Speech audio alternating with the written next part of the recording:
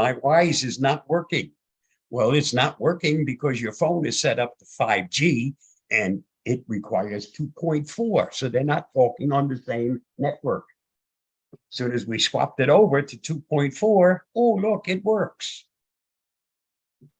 Jim, my advice on that one is it's a good topic. It's a difficult, it would be for us to create that is tough. That's a hard one to do. There are a lot of YouTube videos on that. That information is already there, and there's lots of choice out there. So do a search on YouTube and you'll on setup of, there's lots and lots of information about that. Anne-Marie, go ahead. Good morning. Good Oh my morning. gosh, my screen disappeared. We still see you. Still there for us. Here I go. I don't know what happened. Good morning. I wanted to thank you for introducing me to Apple Pay on the watch. Good. Hey, did it work? I tell you what happened. My husband was in the hospital all last week. Yeah. And you shouldn't want to touch any buttons in the cafeteria and the vending machines. And so works like a charm is all I can tell you. What a lifesaver. Thank you. Well done. Well done. That Now, was Anne-Marie, on an Apple, do you have to, what's security? Do you put a code in, a PIN code? Yes, there's a code, a 4-digit code, no big deal. Okay. Yeah. It works great. Yeah. Yeah, I know. Works on the phone. Works on the phone too. I'm a real good student. You notice? I follow you and I do whatever you tell me to do. Now, listen, let me ask you this, Anne-Marie, let me ask you a question. Would you ever go back to using it on the phone since you're using it on the watch? Heck no. That's right. Isn't that cool? Heck no. I don't need to dig in my wallet, in my purse, in my nothing. You know, it's great. And not touch anything. That was the key. You know, in the hospital. What do you put the security code? You put it on your watch. You type it to your watch, or do you? Oh, it's not the device. You do it to the watch. On the watch, as you put on the watch in the morning, it wants a security code. And if you take it off for a while, it wants it again too. But it's no big deal. It's not a bother at all. I'm very happy with it. Thank you guys. Gordy. All the things I learned with you.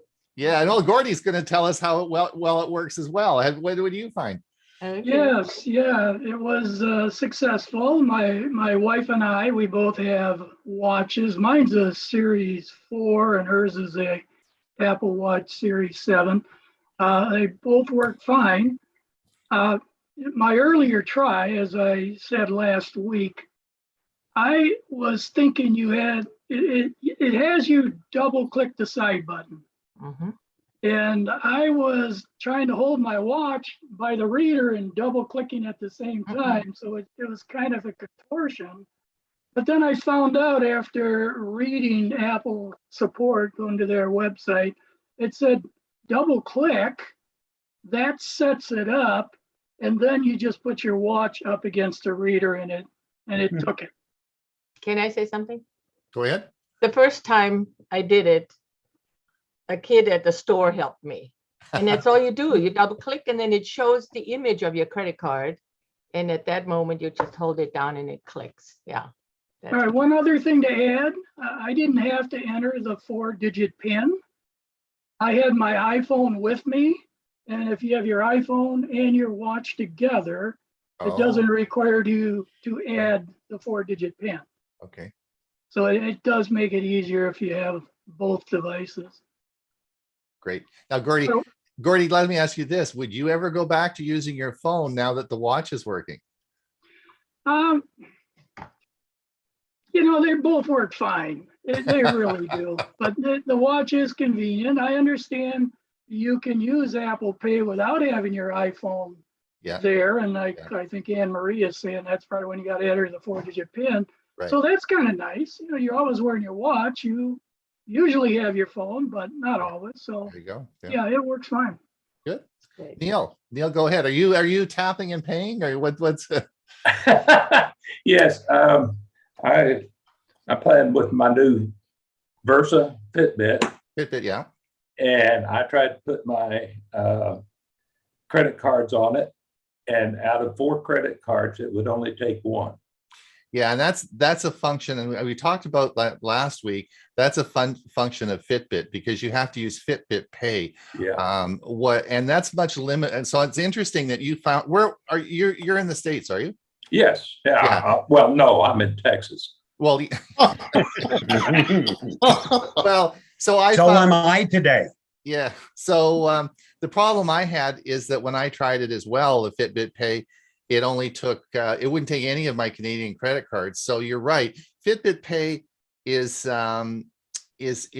different than Google Pay. And I guess Apple or Google just hasn't got around yet to expanding the horizons of Fitbit Pay. And I rather suspect when the new line of Fitbit comes out and we get to the Pixel version that's coming out this fall, they'll probably change it all over to Google Pay. Like, I don't understand why we just can't have Google Pay on the Fitbit line. That would solve the problem, right? I guess. Yeah. So that's the problem with Fitbit Pay.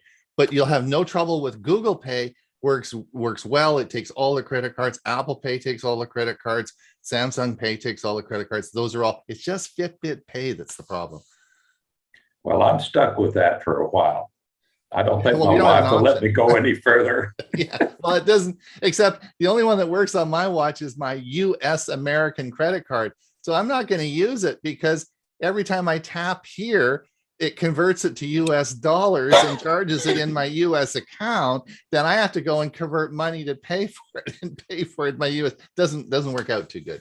Anyway, Sandy, go ahead. Sandy, You're Ruth? muted, Sandy. Sandy. Hello, Sandy. Let's go with George. George, can you say something? Yeah, I can say something. There you go. Should I go ahead? Go ahead. Okay, so there was a comment a little while back about 5G and well, not 5G, but 2.4 versus 5. I forget what we're even Yes. talking about here. I guess Mhm. gigahertz, megahertz, or whatever. So I just installed a device the other day, and I probably am running my phone on 5, and the device worked fine, and it connected. And I think that it's connecting through the router, and the router puts those two speeds networks together into one IP address or one network address. Yeah, if you Not if you one s- IP address or one network address. So I don't have two separate network addresses for my two speeds, as far as I'm aware. And so I can plug in 2.4 devices, and as long as they're talking through the router, and I put an app on my phone to have it found. So either on my phone, and I tried on my phone to see whether it was running 5 or 2.4, but the network settings don't tell me very clearly which it is. I guess I could use one of my other apps to see which one I'm on. George, the problem is some of the older devices will not work if you have if you have your 5 megahertz on it. They particularly camera stuff that was maybe 3 or 4 years old that only worked on 2.4. It won't work. I mean, I've tried those. In fact, I sent a bunch of cameras back because I had, of course, I had my Orbi set up, and it had the 2.4 and 5, and it was broadcasting on both, and it would not work. So it depends on the device that you have, and probably the age of the device. I think all modern devices that you're going to buy today are going to work fine, but just you No, gotta be careful of that. let me Oh, stop you because Wise works only on 2.4. Yeah, the Brand new device I Wise got, device is But once 2.4. you get them connected, usually then at that point you don't have to worry about it. yeah, I didn't It's have any getting problem them connecting it. connected. And mine is an older device, and it sat on the shelf. Finally, I decided that we're starting to get into the warmer weather. I want to be able to control the fan in my house without. George, you're very Yeah. difficult it's very difficult to hear you. I'm not sure if Really? you're not Still? close enough to the mic or. Okay, I guess I'm using the wrong mic. Okay. You're better when you speak up a bit. Okay, I've done anyway, but I think Okay. this deserves more of an investigation. Good. Yep, that's a good And topic. maybe we do a short show on that. That's a good one. Yeah, that's a good topic. Sandy? Yeah, I just wanted to report that following the recent talks on setting up Google Pay and so on. I did set up Google Pay on my Galaxy phone. And then last week, following your program, I set up on my Samsung 2 Active watch. And I wasn't sure it would work because it's older than some of the others, but I had to set up Samsung Pay. Right. So I've got Samsung Pay on the watch and Google Pay on the phone, and I've been using them both, and I like it very much. And I Yeah, keep yeah. bragging to people, go do it. That's right. So Sandy, let me ask you the same question I asked the last two. Having your watch and your phone, which do you like better? Well, I just did the watch, so I'm not as confident with it, but it worked fine. It worked perfect. So Yeah, okay. I Good. may end up using that more often There you go. because it's right there. It is, isn't it cool? Yeah. Mhm. Yep. Yeah. Okay. Well, thanks for letting us know. Yeah. Now, you must use your watch for paying. Jim Gould, you must use your watch for paying. Unmute yourself. Mr. Tech. Yeah, I use my watch for paying. It's a Garmin watch, though. It's a Oh, really? yeah. The Garmin watch works, and they have their own Garmin Pay. Oh no, really? Another system? Oh yeah, oh yeah. But it'll work. It'll work wherever the wireless payment is accepted. Yeah. So yeah, it's good. not a problem. So let me ask you the same question: watch or phone? What would you pay Well, with more? I expect to use the watch more going forward, and the phone's fine. I usually have the phone, and then when we were in Italy, I just used the card for contactless. So Yeah, there you go. I did not use the watch or the phone for contactless payments in Italy. In Italy. So if you didn't see the great Geeks on Tour show on Sunday morning, because you were all over watching Hewie at the Windows meeting, it was a great show on Sunday morning. And welcome to Chris and Jim Gould to the Sorry, show today. Hewie. Yeah, I missed both shows because I was busy driving from one destination to the next. Yeah. Oh, Getting out of New Mexico. No, we had left New Mexico last week already, okay. but we left from visiting friends to visiting family, and I'm now in San Antonio. Wow, very nice. I like San Antonio. Great. Well, welcome everyone to the show. We'll be starting in about 4 minutes. We have a great show for you today. Lots of interesting things. If you have any short questions, we will. I have a question for Chris Gould. Okay. Would you be willing to come on the show in July and do a Google Photos update for us? Yeah, July is good. July In is fact, good. Too? that's my job for July is updating the book. So You're on then. So Okay. everyone, I want to announce that we're going to have Chris Gould on talking about Google Photos in July. And you won't have me, so it'll be good. Where are you going? Where are you no, going? you still have to run it. Yeah, I still have to run it. Oh. When are you going to New York, Chris? June 23rd. Oh, okay, that's in June. All right. Yeah. June. Chris, of course, she's with being the product expert. Google has their big symposium in New York, and all the product experts get to go there and hobnob with the rich and famous, I guess. So, Chris is heading up to New York shortly. Yeah. So Just 2 days. I'm not going. yeah. I'm gonna stay home. Maybe I'll go diving. There you go. There you go. He usually does go with me, then we extend it so that we can, go see a Broadway play or something. But the hotel is $500 a night, so no. And that's cheap.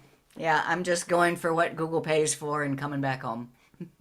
There you go. Yeah, I'm we'll use happy that on money our- for other travel. I'm happy on our trip. I had some credits on hotel.com. So my stays cost me $30 a night. That's pretty good. Wow, really? Yeah. Yep. Italy was between 50 and $100 a night everywhere. Yeah. Everywhere, right? Yeah. Yeah. What I do you heard get for 500 a night? What's that, Bill? What do you get for 500 a night? A bed? At Yeah, bed. just dream. Oh, and breakfast. Oh yeah, yeah, yeah, yeah. You get breakfast. It's a continental breakfast. It's Yeah. usually pretty good. Wow. In at the Dream Hotel in Chelsea in New York City. Yeah. Well, I was going to go to a conference in Tampa this week. It would have been starting tomorrow, and it was $200 a night at the special rate in Tampa for Yeah. a hotel plus taxes. So you're looking at $225 or more a night. I said, with the price of gas and a hotel, I'm staying home. All right. Well, we've got to start the show. I guess we're going to get the show going. All right. I'm Looks like a We'll good let you. idea. That's what we're here for. That's what we're here for. We'll mute everybody and we will get on with the show.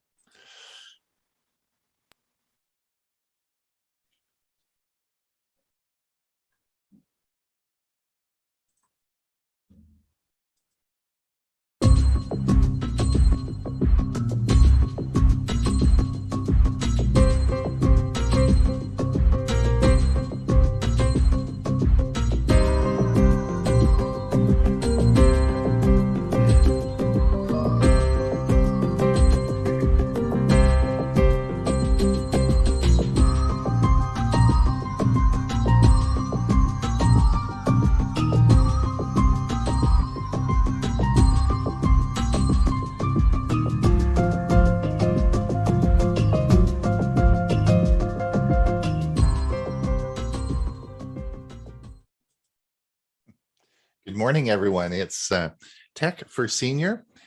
We are at episode 116. It is the 13th of June today. It's a beautiful day in Comox. The sun is shining. It's going to be a gorgeous day. I think I'm going to go up for a bike ride later on today. It's going to be great. It is we have a great show for you today. I'm going to do some introductions. This, of course, is being taped and you can watch it later on. We also have a show for you on Thursday, and this week, of course, Bill James will be joining us. So it'll be fun. It'll be a great show on Thursday. This is, but it's not a Zoom meeting. So if you go and you try and log into this Zoom meeting account, you'll be all by yourself till next Monday. So please, we broadcast through StreamYard, and that goes to either our Facebook page or it goes over to our YouTube channel. So that should be fun. We review the news of the week on Thursday, and then of course Friday we have our podcast out. So we podcast our Thursday show, and it goes out on Friday. So that's so we've had a busy past week, and of course we have a busy week coming up. We also have our premiere service, which will be starting, which of course today will be at 1/2 the hour. We have each week I take three topics that we did a year ago, and we make them available for you. And I'll put the link is in the link will be in the newsletter that's sent out, as well as on our Saturday newsletter. We have 2 newsletters a week. One goes out on Tuesday, one goes out on Saturday. And the Saturday newsletter, of course, has the agenda for today. And today, the premiere service, I'll put the link in the show notes as well, or in the chat, but Dewey Kloos will be talking about different streaming services. We were talking a little bit about that in the half hour before the show. Hewie's going to talk on the sneak preview of Windows 11, and we're going to see if he was right. Watch it and tell me if he was right. He said, let's have a sneak preview. And of course, we've had it for a year now, so we'll see if his sneak preview was correct. And I'm going to talk about a topic I love talking about, mopping vacuums. And I'm going to show you how to use your robotic vacuum for mopping. And so it should be fun, and that will be at 1/2 the hour, and I'll put the link in. I want to thank Carol Rieger for her generous donation to our coffee fund. Thank you again, Carol, for that. That's very helpful. And that oh, I got to tell everyone, I had the scare of my life today. Before we start the show, I reboot my computer. I always do that so that it's fresh and everything is fine. And when it rebooted and came back up, it had a Windows 11 logo on it. And I thought, oh no, it's installing Windows 11. And at the bottom, it said, do you want to install Windows 11? And I thought, oh my gosh, this. So anyway, I had to really fit. And so just be careful of that, because Windows is getting a little more sneaky in this upgrade stuff. Let me introduce everybody today. Hewie, you had a busy weekend. I always have a busy weekend. Tell us what Yeah. you did. Let's see. I did a Windows special interest group on Sunday, and we had a nice crowd, and we had a good session. We talked about a lot of items. The recording is already on the CFCS channel on YouTube, and we had about 50 people, and it was a nice session. Mhm. I do them in a format a little bit different. What we do here, I do it in as a user group meeting type of thing, which is what it is. And what we do is we just look at some articles and then go through the articles and talk about whatever the article is. And I post those in advance on my WinSig website, and so people can even go out and read the articles beforehand if they want. And they can afterwards as well with links. So any of the discussions we have, they can go back and refer to them besides watching the video. Very good. Yeah, it was interesting. I caught the first part of it, and that was very interesting topics. And thank you, Hewie. Saved my bacon again. Man, that you are so smart. Hewie and I were planning the show on Saturday morning, and I said, look, I'm so fed up with this. Every time I start my Zoom program, it chooses the wrong mic, and I couldn't find any place in Zoom to set the default mic, and it was just going to be an ongoing problem. And I just kept putting it aside. And finally, this Saturday, I said, this is driving me crazy. And Hewie said, well, why don't you check your Windows settings? It's probably just the wrong default mic set in Windows. And you were right. I changed it and it worked perfectly. Thanks so much. Bob, you are on the road traveling. Where the heck are you? Having a swim there behind you, or what's with the pool? That's my granddaughter's pool. I'm not in it. I'm just took a picture of it this morning. So on Thursday, last Monday, we left right after the show. And when we get to our friend's house, I was very thankful for the speed that I had at home for my internet access, even though it's crap. Well, now we're visiting my granddaughter in San Antonio, and now I am envious because their speeds are 10 times as much as what I have at home, and they pay half the price that I pay. I bet you San Antonio has higher taxes though than you do. I have no clue, and I don't really care. Their internet is fabulous. There you go. Excellent. So you're having a good time. When are you going home? Yep. I'll be back home on Thursday morning. On Thursday morning. Good. Well, safe travels. And Ray, Pine, Arizona. It's getting hot down there in Phoenix, eh? Oh, I don't even want to watch the forecast or the reports for Phoenix. It's, always triple digits this time. We haven't hit triple digits yet, but it's been in the upper 90s, which is highly unusual for here. Now today, right now it's 74. So it's hopefully it'll stay under 90 today. The big news for Arizona, we have, no matter where you live in, I think I've always said this, that you're susceptible to some kind of natural disaster. And here in this part of Arizona, it's forest fires. And sure enough, one started up yesterday morning north of Flagstaff. So it's pretty much contained up there, but with all the winds, it has a big potential to move. Right. So we're watching that pretty carefully. Okay, well, our prayers go with the firefighters and all the people up there they're working hard to keep that under control. Yep, thank you. All right, and Julie, you were telling me early that you did your ride around on your lawnmower. Are you there? Are you Yes, working? I'm here listening and I'm working. You're working. So tell us, how was the first ride on the mower? She was about my third ride because the grass has been growing. We're getting Oh, a lot really? of moisture here in Minnesota. Very good. All right. Well, enjoy the ride. Bill James, you are ready. Are you ready with another gadget for us? Unmute yourself. Bill, you're muted. There I you think go. my last gadget was a little controversial, but anyway. But I really kind of I'm going to buy one of those. Now, which one are you referring to? Tell us. I'm talking about the cell phone that was using the cell phone as a power pack to power the vacuum pack.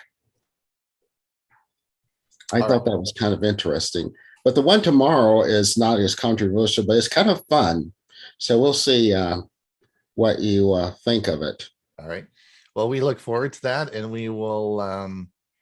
And I'll see you on Thursday. Yeah, we'll see you on Thursday. We should have a good show. We'll have lots to talk about. That should be fun.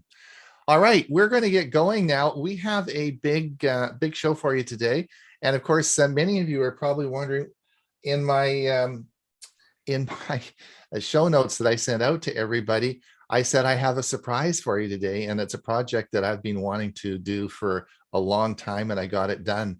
So I hope you enjoy it. We're going to talk about some interesting things today, but I'm not going to tell you what it is until we play the video. But first of all, we've got, of course, our regular security guy, Bob Gastisha, and we're going to talk about security news update. Let me just get the video loaded up here, and we will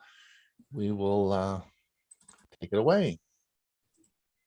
Here is the Avast Security News Roundup for the week ending June 10th, 2022.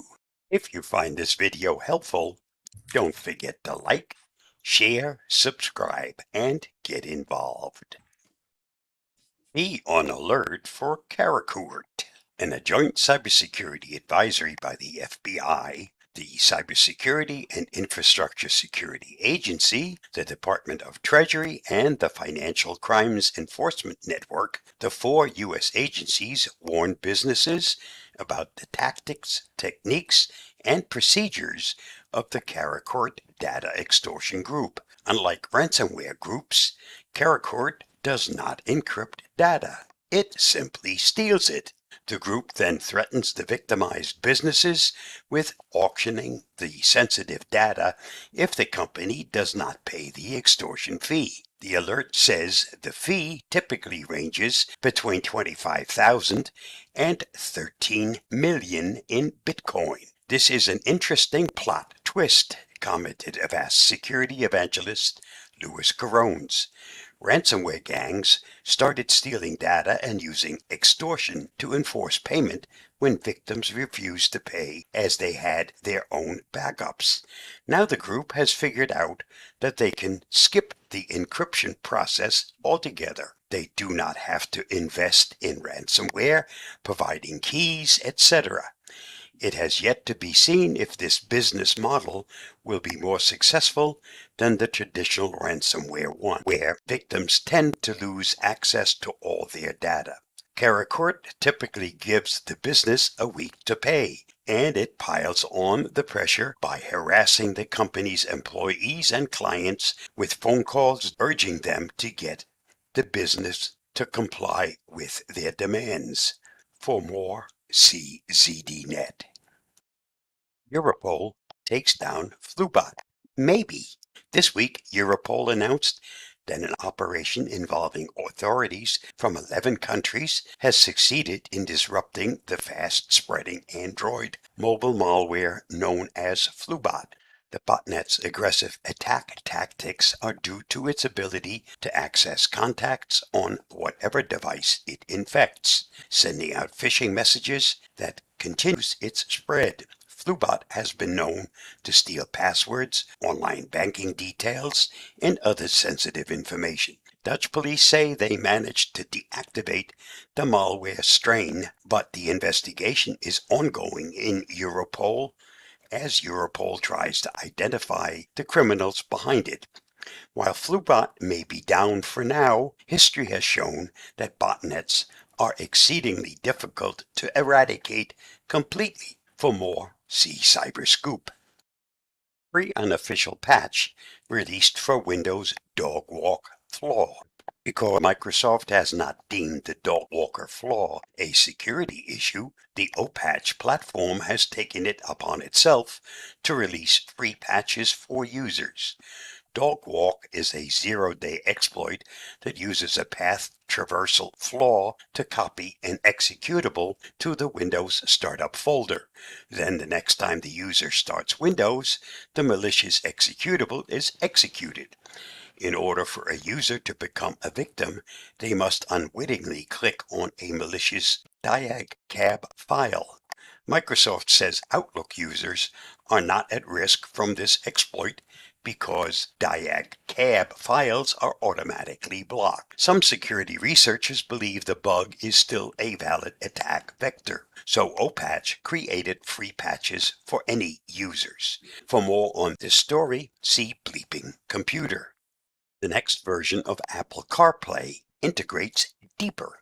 At Apple Worldwide Developers Conference this week, the company teased some details about the next generation of the CarPlay platform. The Apple feature will allow iPhone users to control and view certain apps on their dashboard display. The next version of the feature will more deeply integrate with the car's hardware, allowing the user to adjust climate controls, seat heaters, radio stations, and more.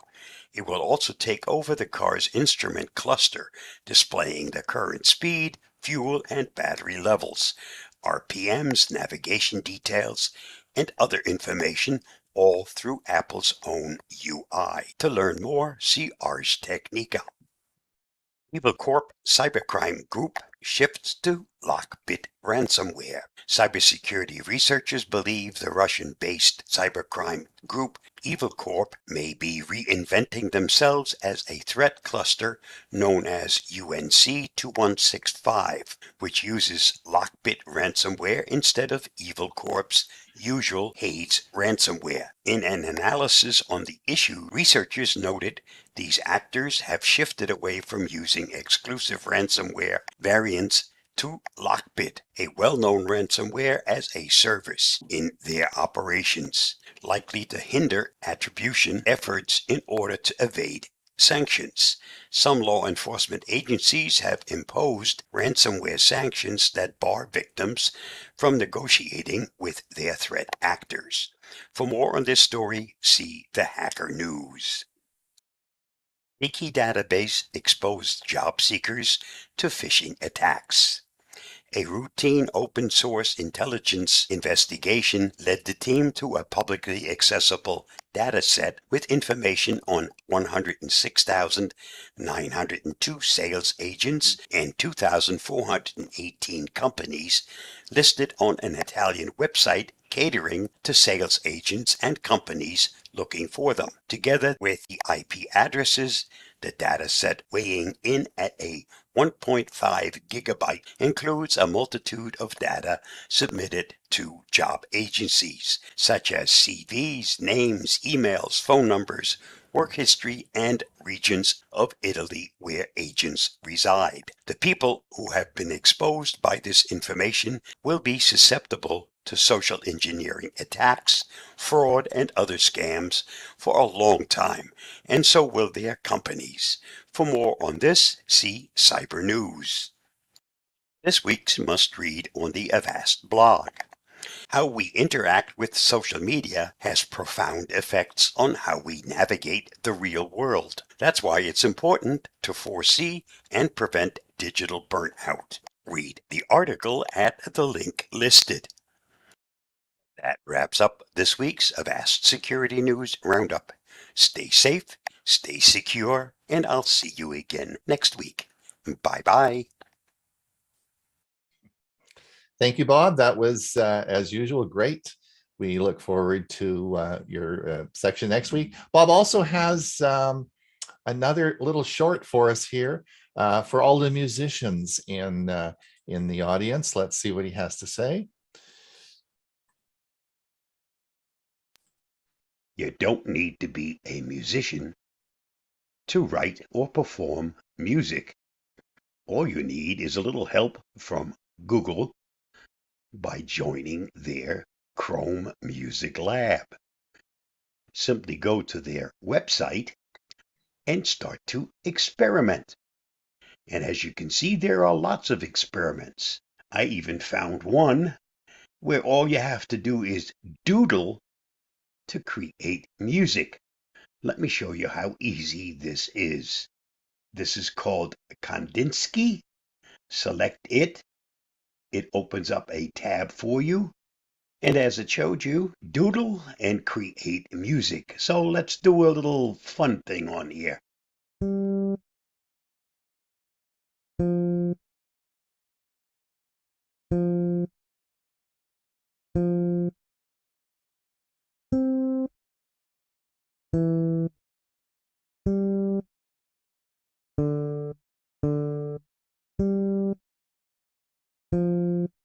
Now you've made some doodles. Now let's hit the play button and see what it turns into.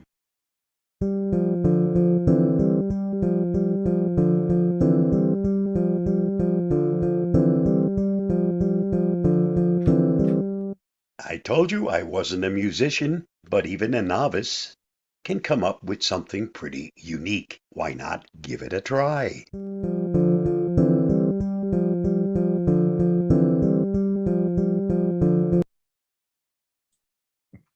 So Bob, that's your new intro we're going to use for the security update. God help all of us.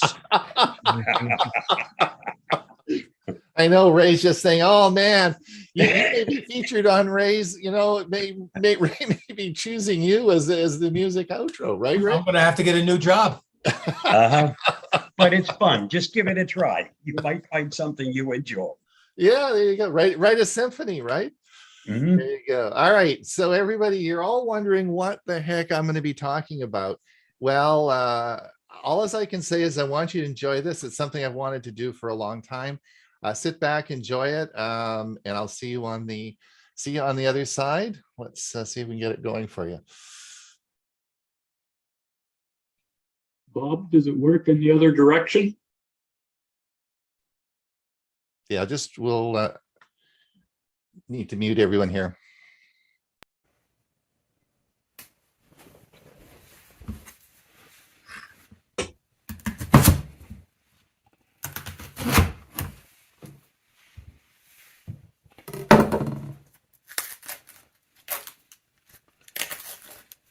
As we're cutting this leek, you can see that there's some dirt inside. So we're going to wash this as soon as we get down to the center core. This is going to be the basis for our seafood bouillabaisse we're going to be making. So we're just going to peel off a few of the outer layers here. There we go. And just give this a wash. Just prior to the pandemic, Fleischmann's Yeast decided to do a overhaul on their facilities. In fact, the people that make the jar, these glass jars, come from India, and India decided to retool their factory, so they shut down their factories for a number of months while they decided to have a planned retooling. And since there was no more jars to be, or I guess Fleischmann had enough jars, well, what happened was Fleischmann cut the production of their factories way down. So what happened? Well, we had a pandemic. Everyone stayed home. They all wanted to bake. So we ran out of yeast. You couldn't get any more yeast. I've got my jar now. They're back in production. But you couldn't buy Fleischmann's yeast. The other thing you couldn't buy was flour. We ran out of flour. Yes, I've got my bag now. So what happened is people who had sourdough bread channels, YouTube channels that talked about how to start yeast cultures and sourdough bread became superstars overnight. The pandemic had a huge effect on food channels on YouTube. As people stayed at home, they wanted to learn how to cook, and many of them had never cooked before. And it was a feeding frenzy for cooking channels. And today we're going to talk about 5 of my favorite cooking channels I follow along. These are people who were propelled into stardom through the pandemic. They were pretty famous before, but the pandemic really propelled them into stardom. So let's have a look at this. Grab something to eat, sit back, and we're going to have a fun time. Well, it's Ron Brown with Tech for Senior, where we make videos to help seniors understand technology. And if you want to be notified when we make new videos, then you know the subscribe and notification thing below. So just click the button, subscribe, and and notification, and we'll send you a note when we create new videos. You're saying, what the heck, Ron? Is this a cooking channel now? What I want to talk today about is YouTube, and I want to talk about the success of food channels on YouTube, particularly through the pandemic. People didn't know how to cook, they wanted to learn, and these channels became phenomenally popular. I have 5 favorites that I'm going to show you today, although I probably follow several hundred, because that's where I get all my recipes. But these 5 have very interesting people who run the channels, and we're going to talk a little bit about the channels, what type of food they cook, and why you should watch them. And in the show notes below, I will post links to all their channels, so you don't have to be writing a bunch of stuff down. So sit back, put your feet up, grab something to eat, because you're going to get hungry, and we're going to have a good time. On those occasions when you have guests and you need something great for breakfast, we got your back so big, you won't even know you had a back. And by the way, I don't think that actually made sense. But I will say this, I've been asked to do a version of this forever. It involves refrigerator biscuits and eggs and cheese, and frankly, I could stop there and it would be fantastic. We're doing kind of an Italian. So the first channel I'd like to talk about today is Sam the Cooking Guy. Sam Z-I-E-N, is from Vancouver, Canada. Yay! And he's married, lives with his wife and 3 children in San Diego. Sam was propelled into stardom through the pandemic, but he was a star before that. He has an interesting history, and if you go back in his early days in Vancouver, struggled to find a job that he really liked. He decided in 2001, he went to Japan and was going to start a broadcast show on travel, and he was going to be your everyman's traveler and travel around telling you where to go and what hotels to stay in. He had it all set up, and it was going to be aired as a television show through Japan, and of course it got canceled because of 9/11. He went back to Vancouver. The project never went ahead, but he always had that in the back of his mind that he'd like to do broadcasting. He then moved to Phoenix, Arizona. You all know that I spent a large part of my time down in Mesa. And he got his real estate license and sold real estate, which he hated. He then, of course, moved on to property management, which he hated more. And then his family moved to San Diego. And through a series of events, he got involved in cooking. And his claim to fame was that he was a poor barbecuer. That was all he ever knew about cooking. As typically happens, men are relegated to the barbecue, and most don't do a very good job of that. So that was about all he knew, but he had a great personality and really liked to cook. He thought he could explain cooking for the everyday person and come up with some great recipes. I started watching Sam when he had about 500,000 subscribers. He made a video at that time because Google had him go to their head office, and he did a motivational talk for an hour to, I guess, YouTube employees to show them how well he was doing.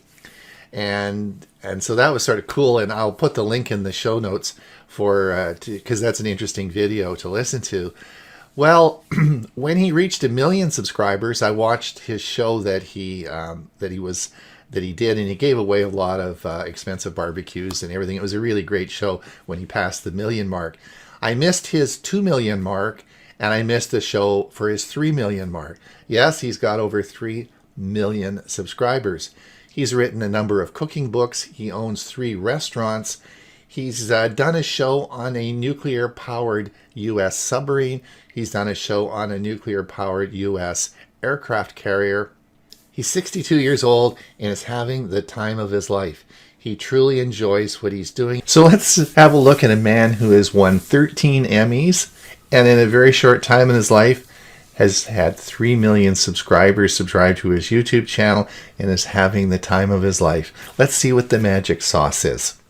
Scallion, I know what the fuck a scallion is. Now you do. Giggity giggity. Oh.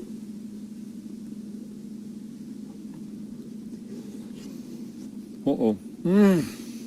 Okay, the flavor is just off the charts. The pesto puddles that were in this, amazing. The melty cheese. It's this contrast between the crispy corners of the biscuits and the soft underbelly of this thing. It's a dream that you will want to eat all the time and make for your friends. But the only downside is if it's too good, they might want to come back all the time.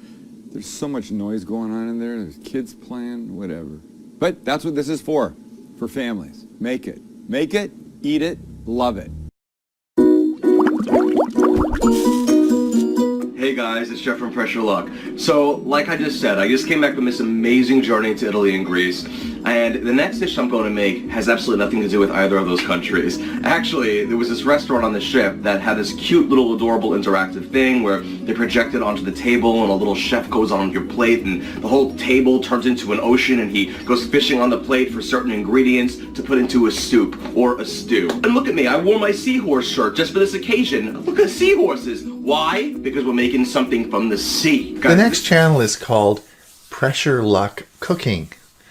It's run by a man by the name of Jeffrey Eisner, who describes himself as a Jewish boy from Long Island.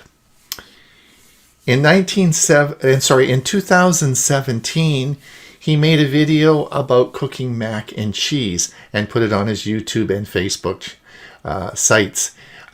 This quickly became very popular, and with the pandemic and the popularity of cooking channels, he now has 300,000 subscribers. Now, I found Pressure Luck Cooking when I was looking for recipes for my Instapot. I bought an Instapot about 4 years ago, and I use it every day. I just love it, whether it's cooking rice, whether I'm doing stews or making soups. It's an absolute great utensil in the kitchen. So when I was looking for recipes, I found Pressure Luck Cooking. And the first recipe I looked at was a seafood bouillabaisse. Now I was looking for a special recipe because it was going to be Christmas Eve 2 years ago. And it was the first time that my wife and I had ever been by ourselves for Christmas Eve dinner. This was a real downer and certainly a problem with the pandemic because none of the kids could come home. So I made her this seafood bouillabaisse, and it was a huge success. I've probably made the recipe over 30 times now, and if you come to visit, which I hope you all come and visit me sometime, I will be making you this for lunch or for dinner or whenever you're going to be here. It is a very popular soup I do, and I always have lots of seafood. It's very simple to do, and that's what I was making earlier on when we started the video. We're having a seafood dinner tonight, and this is going to be one of our signature items. Jeffrey, with his Pressure Luck Cooking, is a interesting channel. He has some very good recipes. These recipes are not specific to Instapot. You could certainly do these in the stove, on the stove, or in a slow cooker. So give it a try. They're some really tasty stuff. Let's have a look at his secret sauce. Bouillabaisse. Look at all that. The scallops, the fish, the crab meat, the shrimp. And by the way, you can add really any seafood you want. You want some mussels in there? Add some mussels. You want some clams? Add clams. You want some lobster? Add lobster. It's up to you. Hey, even calamari can be fun. You can throw a few rings in there. Whatever you want to do, the sky's the limit here. But the bouillabaisse should just be full of wonderful seafood delights and treasures. Okay, we're up into some bowls. Shrimp and some fish in there. Let's get some scallops and crab meat and some of that cod. Oh boy, we are looking delightful here, folks. Well, hello there, friends. One of my favorite chicken fricassee. Really easy to make. Thumbs up if you like the video, subscribe to the channel, and ring that bell. Stay tuned, we're gonna make it together right now.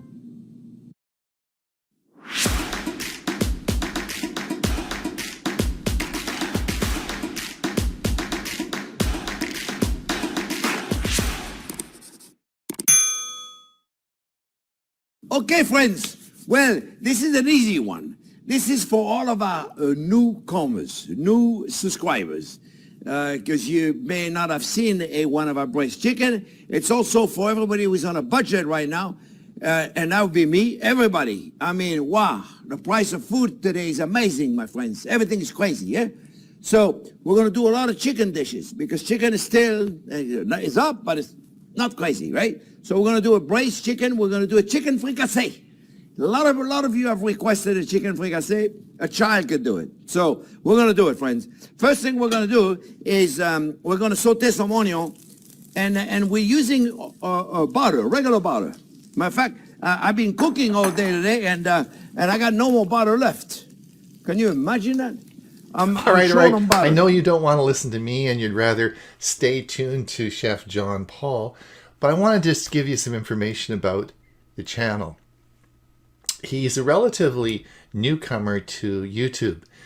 He has just under 1 million subscribers, and he's getting 80,000 subscribers a month. He soon will be a superstar. He's so addicting. My advice to you is do not watch this channel, because if you at all are interested in cooking, you will never stop. He is just got a great personality. So let me give you a bit of a history about who he is and where he's come from. So Chef John Paul is a James Beard nominee chef. He's a TV personality and author of 3 cookbooks with 54 years experience as a professional chef. He opened and ran one of America's best 100 restaurants for 22 years and has a cooking school with over 40,000 students for more than 20 years. The chef hosted 200 cooking shows, which were distributed on PBS in every television market in the US, as well as China and Australia. The chef appeared on the Today Show 28 times, as well as and has been a guest on Larry King, Regis, Kathy Lee, and the Lifetime Channel. After many years, he is coming out of retirement to once again teach and entertain us with a fun and easy approach to gourmet cooking. Come learn cooking with Chef John Pierre, making cooking fun for everyone. As Chef John Pierre would say, even a child could do it. So it is a lot of fun, and let's get back and see what his secret sauce is. Potato warm, and then it took forever to cook with the carrots. I couldn't believe it, how long them carrots took. Look at this, they're gorgeous or what? Is that beautiful or what, my friends? And then you can finish it up with a little bit of that, and don't forget, sage is present, right? So since I'm lucky enough to get the fresh sage, I like to put a tree of sage right there on top of it.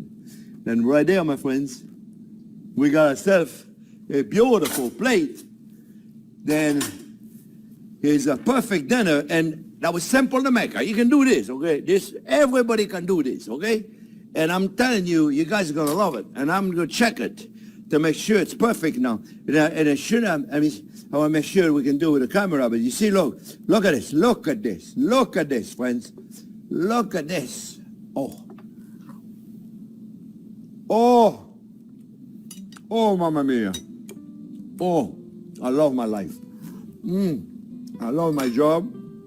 I love cooking for you guys. Oh, it's amazing. You can taste the sage right there. It's not too much in your face. I can get a hint of the nutmeg in there. And you know what's special? Is in the cream, all the fat in the cream. Can't even taste it in your tongue. It's not thick because of the lemon. The perfect balance between the fat and the acidity. I hope you enjoyed it. Like I said, it was a pleasure to cook for you. Don't forget, thumbs up if you like the video. Off of your lasagna, put it in and watch it for about 2 to 3 minutes until it's nice and golden brown on top. Number 14 is chicken Alfredo. All right, so to get started, you're gonna push the saute button and we're gonna let that heat up to... 6 sisters. Can you imagine having 5 siblings?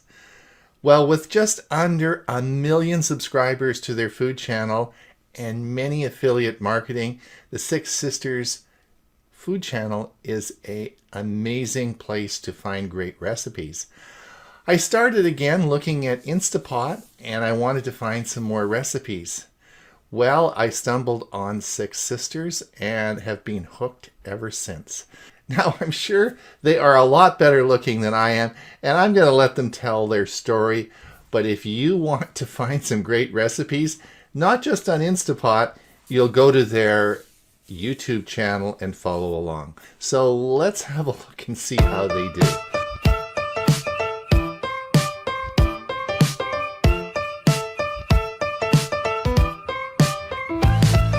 We are the sisters from sixsistersstuff.com, which is a blog that we started in 2011. Every day we share our favorite recipes, easy recipes that everyone can make at home. Travel tips, fitness ideas, style, basically everything that we're passionate about. We just love sharing our stuff.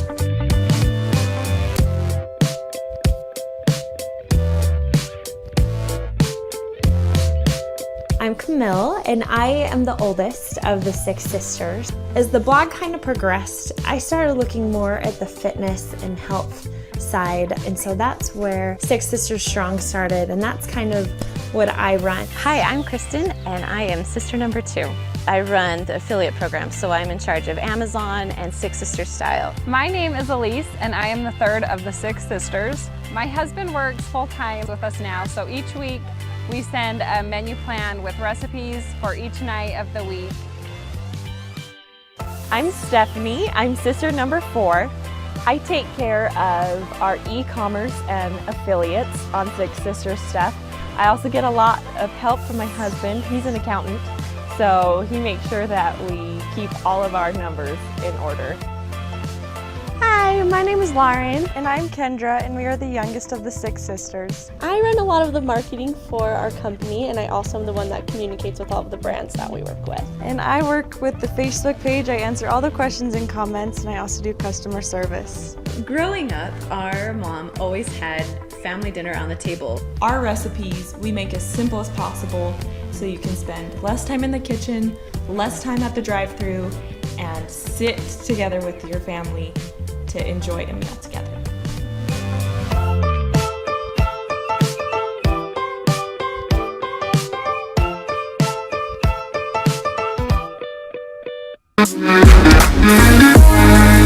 Hey, what's up everybody? Hungry Hussy here. Today's going to be a crazy day. Crazy.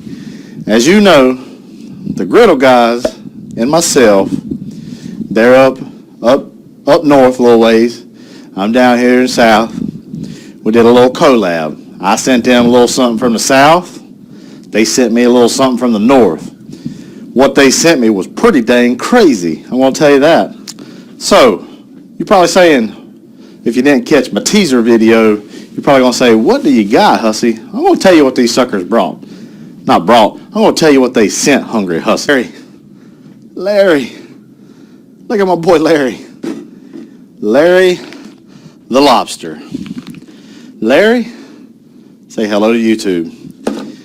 So these guys. The Hungry Hussy YouTube channel. Well, Matthew Hussy is a man who lives in North Carolina. He's married, has his children who often appear in the videos with him. I don't think it's a full-time job for him, but I've been watching him now for about 5 years. I initially looked him up, not for an Instant Pot, but I have a Blackstone grill. His recipes and promotions were focused largely around the Blackstone grill, so I followed along to get some interesting recipes. This is the funniest video I've ever seen, and certainly you should look at it later after the show. There's a bit of rivalry between what he does and another group in the northern states, and of course they decided to swap products that they had to cook on the grill. Well, they sent Matthew a 5-pound lobster. I don't think Matthew had ever seen a lobster before, and it's how not to cook a lobster on a Blackstone grill. So this was a very funny video that he did. I've enjoyed Matthew. He's a very interesting and lovable guy. He has great videos on how to grill. I have a big Blackstone grill on my deck, which is part of our kitchen. I've enjoyed his videos very much and look forward to new ones that he does. As we finish off, just have a look at this individual. This is the second house that he purchased. He built the house with the idea of his YouTube channel. He does all his own video editing and promotion. So have a look at this and enjoy it. That's some kind of good right there. Well, there you have it, folks. Our hibachi dinner, it is done. And man, I am ready to dig into this. It just smells amazing. I got me a little boat, got me a spoon, and I'm gonna give it a try. I'm gonna try a little bit of these veggies, a couple pieces of this chicken, a couple of pieces of this, and a little bit of scallions, a little bit of green onion on top. Makes it pretty. Give us a look, y'all. Look at that. Well, I'm sure you're hungry now. It's Ron Brown with Tech for Senior. Remember the like and subscribe thing? Have a great day, enjoy your cooking, and we'll see you again in about a week. Bye now.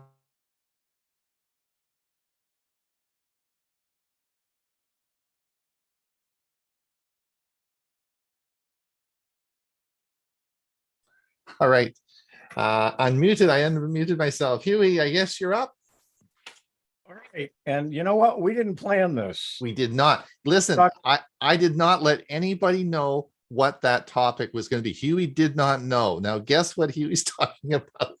I'm talking about food. I'm going to make you even hungrier with the quality of the pictures that you're going to see on these websites. So let me go ahead and start the video.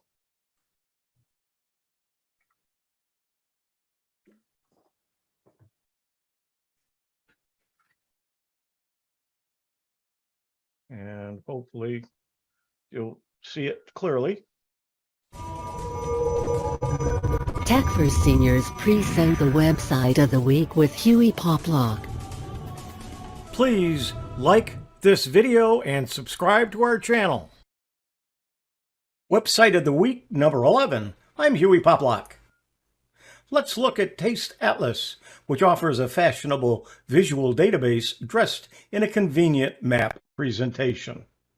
Discover local ingredients, traditional dishes, and authentic restaurants. They have cataloged over 10,000 foods and drinks and more to be researched and mapped. The popular ones, as well as the forgotten tastes and aromas of every city, region, and village in the world. Travel and explore, eat and drink. This is a quote from the website. With a focus on local cuisine viewed from the comfort of an invitingly designed world map, the presentation highlights notable dishes and recipes in virtually every region. The site is searchable both by food and location. Each featured dish is accompanied by relevant details such as information on ingredients, classification, and where to eat. Let's take a look. This is tasteatlas.com. Let's take a look at it. First, we're going to do the search locations or food. And let's start with a summer roll, one of my favorites. And there's two possibilities, and I know it's this one, and that's the picture. If you're familiar with the summer roll, it does explain a little bit about it, the fact that it came from Vietnam, and what's in it, the ingredients. And then there's an overview of the item and then where to eat. And it gives some restaurants where you can find this delicacy. Now, it doesn't have my local restaurant, but I do know that I can get this locally as well because I do. And then it shows some more appetizers because summer rolls are appetizers.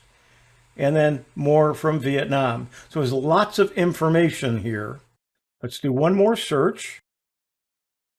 Or Half Moon Cookie, known in some places as a black and white cookie.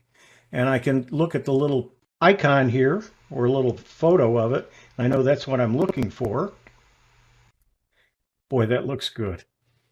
Black and white cookie originated, according to this, from Yorkville, New York, which is just outside of Utica, New York. Well, I happen to know that that's incorrect.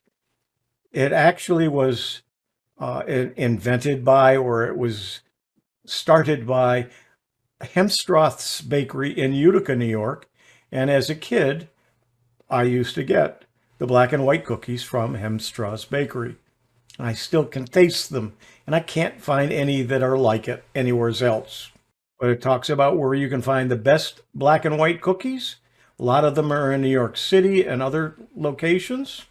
Most of these are New York City. Then there's some more cookies and more from New York. When we click on Explore the Map, get a map of the world with a lot of foods. And you can zoom in and move around the map with your mouse, click and drag it. Take a look at Vancouver, and we have a localized specialty called an Nanaimo bar. And there are creamy, chocolatey dessert treats from Nanaimo, which is a city. I'm sure that Ron is probably familiar with this product. I am not. I've never heard of it before. You can get the recipe. You can view the recipe. And you can click down and it will show you some places where you can purchase a Nanaimo bar and beautiful pictures to describe the food. There's more chocolate desserts as we scroll down, and then more from British Columbia and Canada. We'll now move down to Seattle. For those of you in the Seattle region, you're probably familiar with the Seattle dog. And it consists of a tasty toasted bun and a sausage that's topped with cream cheese, barbecue sauce, cabbage, and a large amount of grilled onions. And there's a lot of varieties of it. And here are some locations in the Seattle area where you can purchase one of these Seattle dogs. And there's some other hot dog varieties, and then more hot dogs, and then more from Washington and Western United States. Let's go to Oklahoma, the home of the onion burger. And that's what an onion burger looks like, also known as the Oklahoma onion burger. Here's what it contains. Here's how they build it. Burger bun, mustard, pickles, American cheese, smashed beef and onion patty, and burger bun. Here are some places where you can purchase one.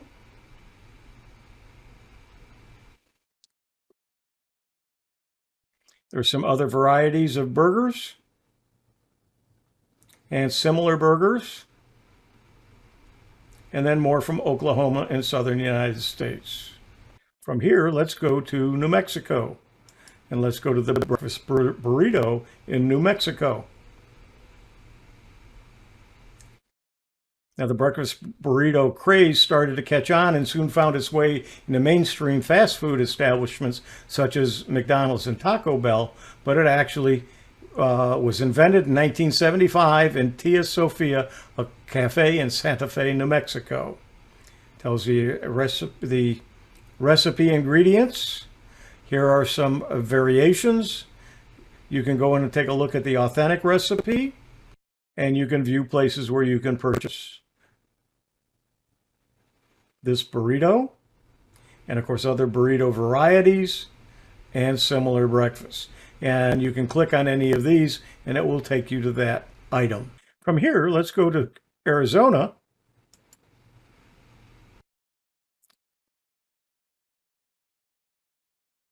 And the different ingredients here and where you can purchase. Let's now go to Florida and go to the Cuban sandwich in Florida. Cuban sandwich is bread, butter, pickled cucumber, pork, boiled ham, garlic, onion, and oregano. And here's how you build it. And then what they do is they put it in a machine that grills it, and smashes it down so it's nice and flat, and makes a delicious sandwich. Known throughout Florida, probably the most famous are in Miami and in Tampa. And the Columbia restaurant in Tampa is a good place to get it, and they also have a Columbia restaurant out on St. Armand's Circle, which is near me in Sarasota. There are similar sandwiches, again, and more from Florida, including the Cuban bread, which is the main ingredient of a Cuban sandwich. And Cuban bread tastes much different than most other breads, and it's delicious. One other place I do want to visit, and we have to zoom in a little bit. Of course, we could look at Buffalo and look at the buffalo wings, but we're going to come into a little bit closer here and look at the chicken riggies. Now, I'm from Utica, New York originally, and we moved out of New York in 1957, and I keep reading articles from Utica that talk about how famous this food is from Utica, and I had never heard of it. Well, I discovered by going to this website and reading about it that it didn't start until in the 1970s. So I was long gone from the Utica area when this dish appeared on the scene. But you can go and you can find chicken riggies in these several restaurants in central New York. And you can go anywhere in the world, zoom in, and find the local foods. This is tasteatlas.com, a place to certainly make you hungry and give you the recipes to make your own and try the various foods from around the world. tasteatlas.com. Website of the week, I'm Hewie Poplock. Thanks for being here. Nanaimo bar. Nanaimo bar. Nanaimo bar. Okay. Nanaimo bar. Yes. Sure with Yes. that. Well, I'm hungry. I don't know about everybody else, but oh my gosh, this is hopefully everyone's got a snack and is munching away. Well, while you're munching away, I want to say goodbye to all our friends over on YouTube before we get Ray's segment started. If you want to, we'll be stopping the YouTube broadcast now. I did put in the chat the link to our premiere service. Please don't forget that. That'll be at 1:30. We still have lots of room over here on our Zoom meeting if you want to pop over and participate in the Q&A. Talk about some great recipes you have, or just have a chat with us anyway. Come on over and we'll be happy to see you. We're going to start now as I end the broadcast on